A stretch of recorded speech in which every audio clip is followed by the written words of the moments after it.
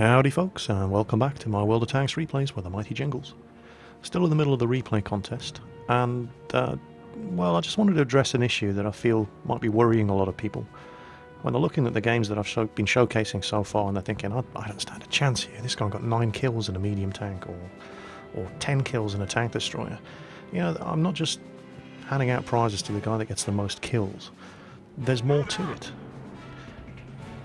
Here's an example, a couple of examples of the sort of thing I'm talking about, where guys that don't rack up cricket scores, but they play their tank to the best of their ability and do far better than you'd expect them to do in the game that they're in. Here's an example of what I'm talking about. This is Twisted 200 in his T20. It's a tier 7 medium tank. He's on Mines in a tier 9 game. Now, Mines is not an ideal map for a medium tank. There's not an awful lot of room to manoeuvre. Limited opportunity to get around the flanks of the bigger tanks, and especially when you're bottom tier.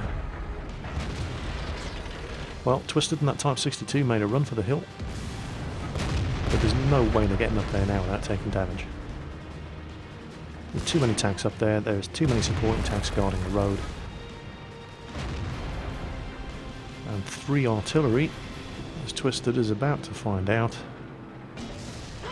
When he gets his radio operator killed, 347 health taken off, and his tracks damaged by a direct hit from an Lorraine 15550. So not a great start. The team have lost the high ground, and trying to fight it out on the ramp leading up to the hill would just be suicide.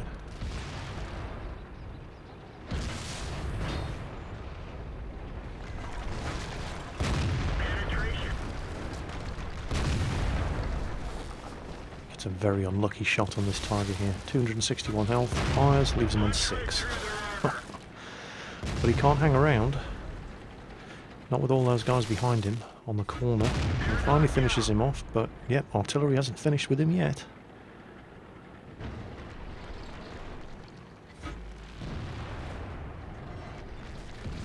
There it goes. Now he's in a tough spot here. He's got some big angry tanks behind him, and if he goes around the corner of that building, artillery's going to hammer him. Because, you know, he's the smallest surviving tank on the enemy team, so why would artillery bother shooting at anyone else? But he's got himself into a good position here.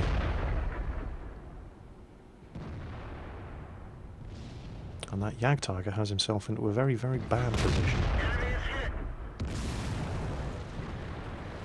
Artillery's still trying to get him. Speaking of artillery, we've just spotted 2 of their tier 5s.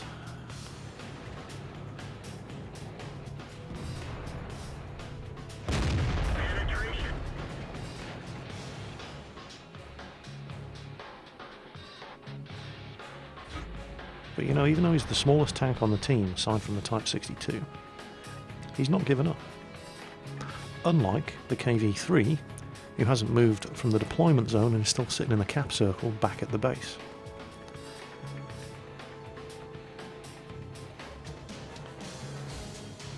Now he's kind of stuck here for the moment until somebody deals with that Jagdtiger, and he's watching, and the Jagdtiger's turned around. He's turned to try and kill that T30 that's coming around, so we can get some more shots into that Jagdtiger. Unfortunately that one bounced. But then there's a 4502P and the T34 coming around. The T34 is the immediate threat. So he's going to have to risk getting shot at by artillery, but he's got to get out of there.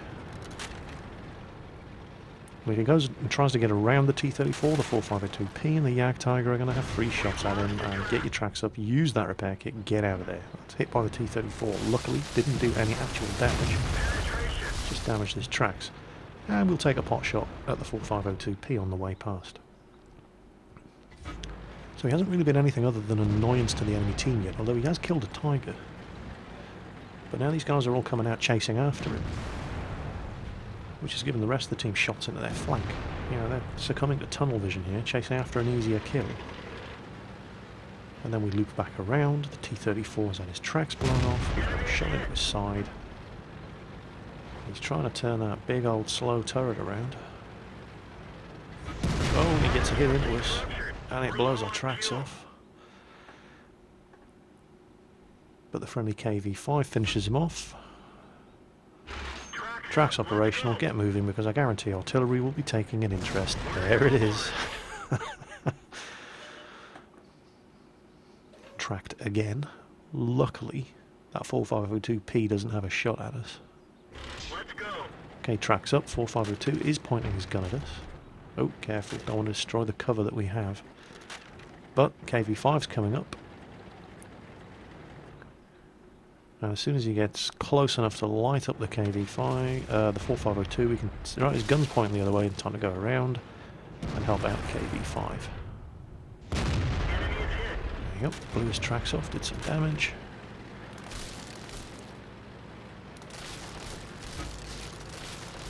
And again, need to watch out for artillery.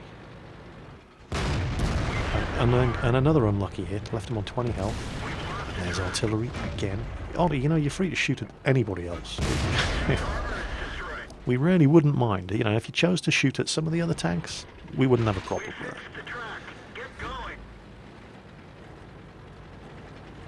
And now, all they have left is artillery, and they're still not finished with him. Look at this. It's like they've got a grudge against him or something. Well, what has he done to you?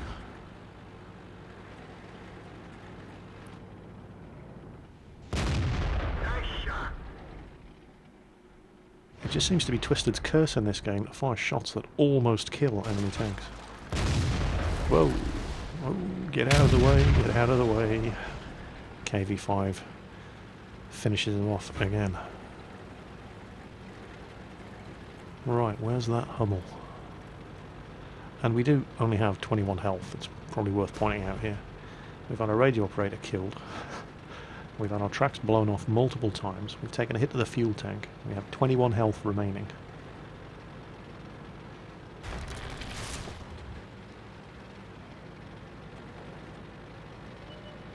And there's the Hummel. And just for a change, we hit him and leave him on low health. But for the sake of justice, we are going to get a kill. And there you go, 3 kills. 3 kills in a tier 9 game on a very, very small map with a tier 7 medium tank. Well played. And this is the sort of thing that I'm also looking for.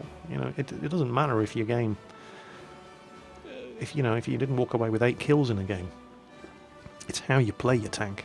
And Twisted 200 here, very, very well played in the T20. Aside from the Type 62 that we had, and the completely useless KV3, who's still sitting in the cap circle, parked in front of the artillery. Smallest tank on the team. And yet walked away with a really, really good result. And this is the sort of thing I'm also looking for. Now, I've also seen a couple of games that, you know, if you were just looking at the summary of the match on myworldoftanksreplays.com, yeah, Top Gun, 6 kills, you know, looks like a good result. But I've seen a couple of games that have been sent in, and despite the fact that the tanker concerned got a lot of kills, it was actually a pretty poor game. I haven't seen many like that, but I've seen a couple where you could tell just by watching that this was the luckiest son of a bitch ever to drive a tank. They made all the wrong decisions, but they somehow just got away with it. They always present the side of their tank to enemies. They stop in the middle of open fields and turn their turret to shoot sideways on at enemy targets, but by some miracle, everybody shooting back at them either misses or bounces or just doesn't even bother trying to shoot at them. They wander around a corner where a tank has been slugging it out with an enemy, took him down to 2%, and then they derp a shot into his side and get the killing blow and drive off without actually having done anything really to win the fight. I haven't had many replays sent in like that, but I've had a couple, and that's basically why I'm putting this collection of replays together, just to show you that you know, you don't have to walk away with 8 kills. You don't even have to survive the game to have done absolutely everything you can with the tank that you're driving to drastically swing the outcome of the game in your team's favour. So here we have Gemster in his T110 E5. Now he's definitely not bottom of the list driving this tank. It's a big, powerful tier 10 heavy tank. But there's an awful lot of artillery in this game. We've just lost all of our light tanks with the exception of one tier 5 light. So the team are mostly blind, and there is nobody covering this valley other than artillery, an IS-7 and a T110 E5. Now you might be thinking to yourself, well, what are these guys doing here? Why aren't the tank destroyers covering the valley and these guys attacking through the town? Well, these guys aren't covering the valley. Jemster doesn't do defensive tank operations. Jemster plays aggressively. Jemster isn't defending the valley. He's going to attack down it.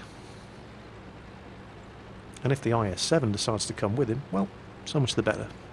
But Jemster doesn't give a shit. What's this?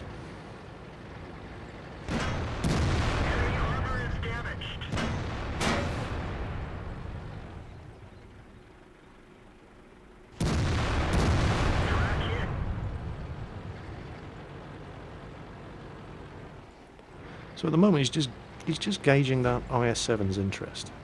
And at the moment it looks like the IS-7 is not interested in coming with him. So he's kind of umming and ahhing about it at the moment, thinking, you know what? Screw it. I'm going with or without you. And off he goes.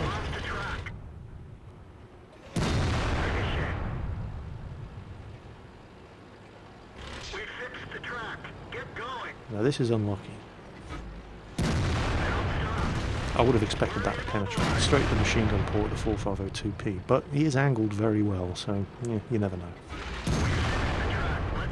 So the IS-7's come through to back him up at last.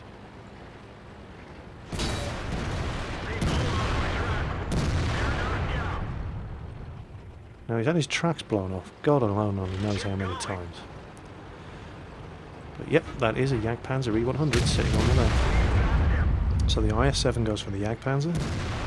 Jemster finishes off the 4502P because he's got shots into the rear of the IS-7. And he is going to take advantage of that. The IS-7 is going to get hurt here.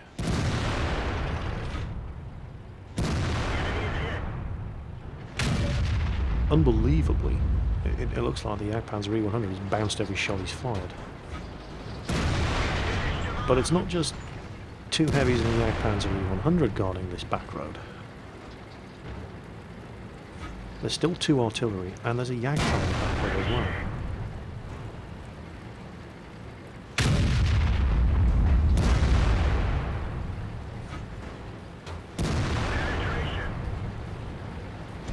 And there's the Jagdtiger.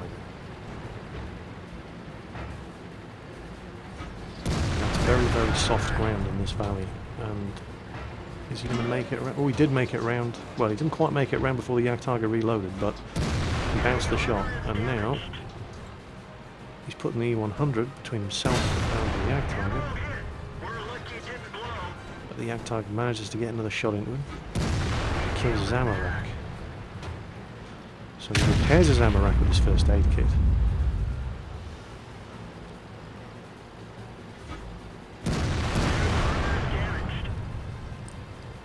And that, believe it or not, he actually took a little bit of splash damage. That Jagdpanzer E100 has loaded high explosive to fire at the IS-7. And Jemster actually took some splash damage from the HE that the Jagdpanzer was using on the IS-7. That's how big the blast radius, the splash damage area is of a Jagdpanzer E100's high explosive ammo.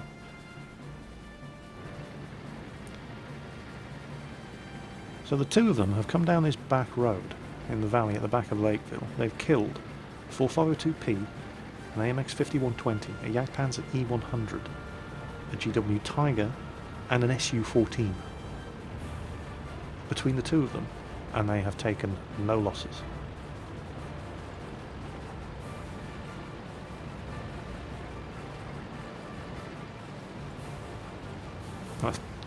Whichever way you look at it, this is a guy who knows how to drive a T110 E5.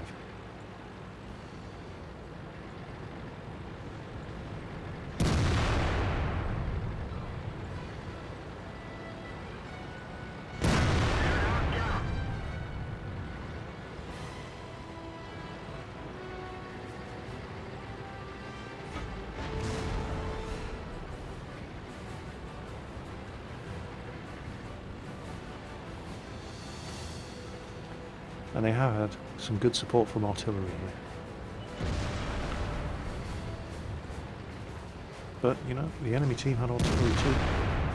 And that is the first shot in the whole game Gemster has fired that missed the target. He's gone. Find another target.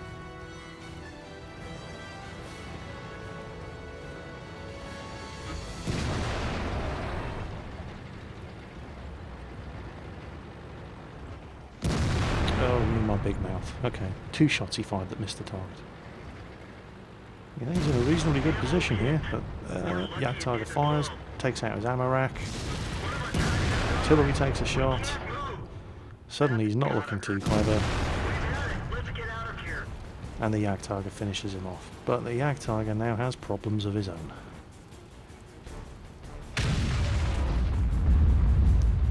Say hello to my little friend.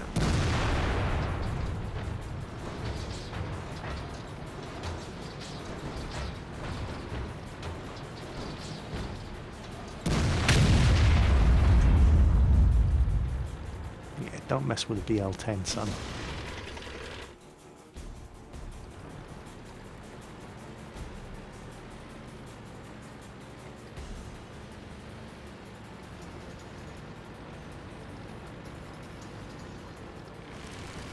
And we've got artillery moving up through the town. And there's the 212. Oh, just missed.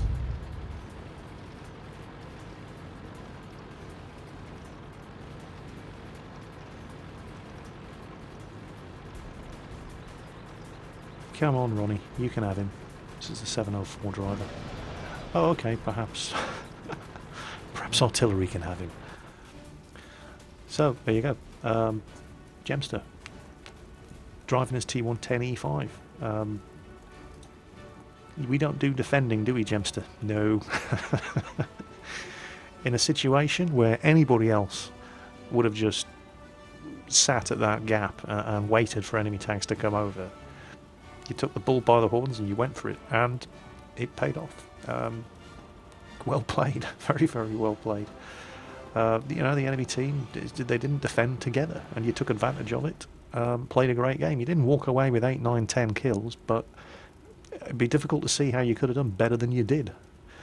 Very, very well played game. Gemster in the T110 E5.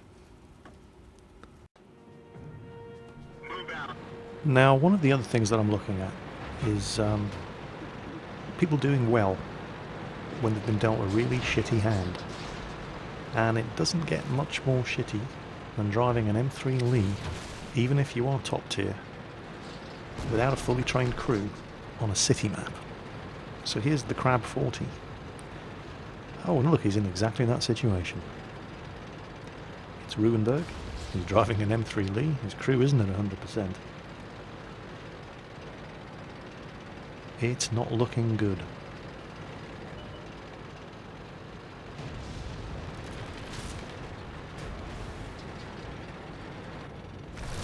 I mean, there isn't a tank in this game that can't penetrate this guy's armour.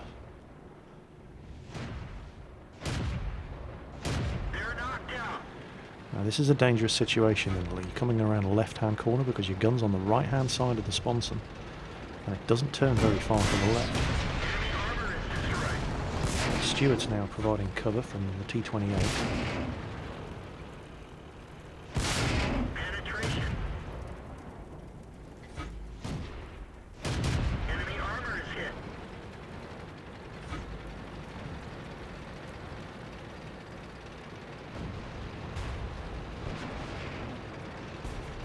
This is a slightly better situation.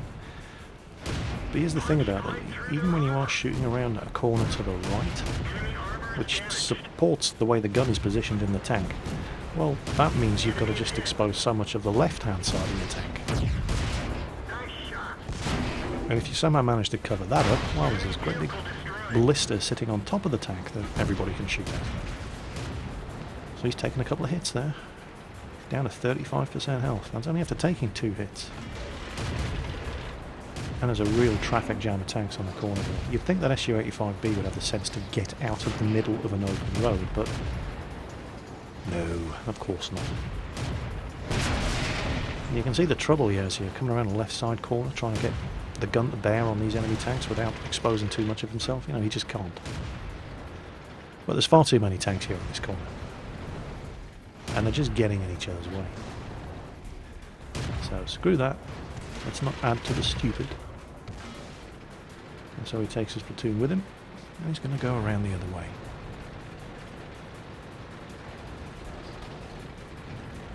And there's a Panzer III, who also had the same idea. Unluckily for him, we had it first.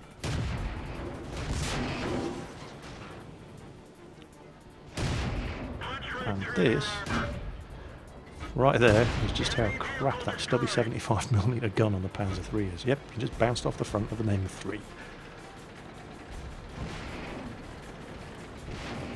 Oh, hello, Mr. Hetzer. Enemy armor is destroyed. Now at this point you're on 5 kills. And there's a South 40 around that corner. And a lot of people in this sort of position would be desperate for Top Gun. They'd go around the corner and try to get the first shot into that tank destroyer. And they'd probably die. Crab 40's not that stupid. But, you know, he has all the advantages. He was sitting there on 100% health. His gun can one-shot kill us. Why play into his hands? Sit there, wait for support. As soon as it's safe, off you go. That's exactly what he did. He's not so desperate to get Top Gun that he's going to risk dying.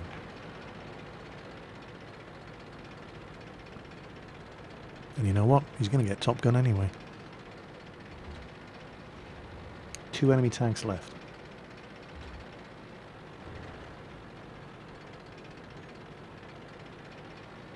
Artillery and another Lee. And you know what? The other Lee's got 2 kills as well. What's going on in this game? Oh, there's artillery.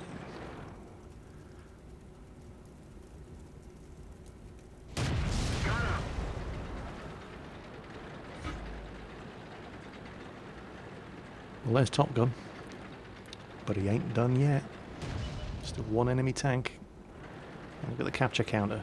98, 99, 100. Base captured. 7 kills. Well played. So, yeah, it is possible to polish a turd. I have seen, not in this replay contest, but I have seen on YouTube an M3 Lee on Himmelsdorf getting 6 kills. And I never thought I would see the day when I saw someone do better than that in this utter turd of a tank. So, but this is also the sort of thing I'm looking for. I mean, I like to see people doing well when they're in a bad position, like the T20 replay. I like to see people doing well when they're in a tactically bad position, like Jemster in his T110 E5. But if you can do well when you're in a tactically bad position and you're in a crap tank, well, that's just the icing on the cake. So a round of applause, please, for the Crab 40, who played a blinding game in an absolute turd of a tank and walked away with 7 kills. Well done. And I hope, if nothing else, watching tonight's collection has given a bit of hope to those guys who were looking at some of the other replays featured in the previous replay roundups and thought, man, you know, I only got 6 kills in the game I sent in. There's no way I'm going to win. Well, I'm not just looking at the number of kills. Right, there are other factors. And this is why I'm watching every replay instead of just analysing the results screen on myworldoftanksreplay.com and saying, yep, he got 11 kills, he's won the contest. It's not as simple as that. It's not about the number of kills you get, it's about how you get them. And in some cases, it's not even about the number of kills you get, it's just about how well you play the tank that you have in the circumstances in which you find yourself on whichever map you're playing. So hopefully that'll give a bit of hope to you guys who haven't seen any of your replays up yet. As always, take care on the battlefield, and I'll catch you next time.